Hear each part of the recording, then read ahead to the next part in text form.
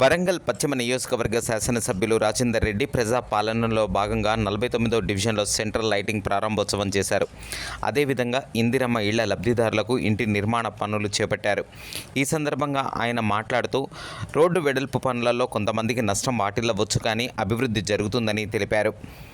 అందరూ భాగస్వామ్యం కావాలని పిలుపునిచ్చారు.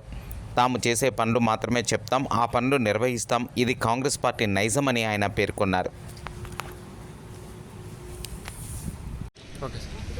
ప్రజాపాలనలో భాగంగా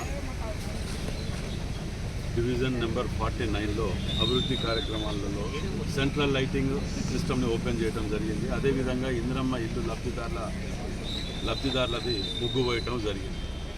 ప్రతిరోజు 2 డివిజన్లలో ఈ అభివృద్ధి కార్యక్రమాలలో కొబ్బరికాయలు కొట్టడమే కాకుండా మేము టైం బాండ్ పెట్టి ఆ టైం లోపల కంప్లీట్ చేయాలి అనే ఒక మంచి ఆలోచనతోటి పాల్గొనటం.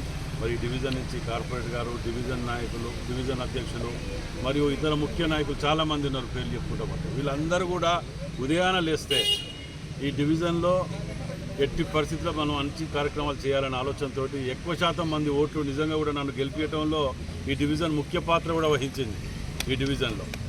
కాబట్టి తప్పకుండా అత్యధిక నిధులు సమస్య పరిష్కారానికి ముందుండి చేస్తానని చెప్పి మనం చేస్తున్నాం. అంతేకాకుండా మీరు అందరూ కూడా సహకరించాలి. ఇప్పుడు రోడ్డు వెడల్పు అన్నారు, రోడ్డు వెడల్పు కొన్ని చేద్దాం, దానికి మిగతా వాళ్ళకి పోయే నష్టం ఉన్న వాళ్ళు కూడా సహకరించాలి. కొద్దిగా నష్టం జరిగినా వాడకు చాలా మంచి జరుగుతుంది, వాళ్ళకు మిగతా ల్యాండ్కి కూడా వాళ్ళకి మంచి జరుగుతుంది. కాబట్టి వాళ్ళని కూడా విజ్ఞప్తి చేస్తున్నా, సహకరించాలని చెప్పి.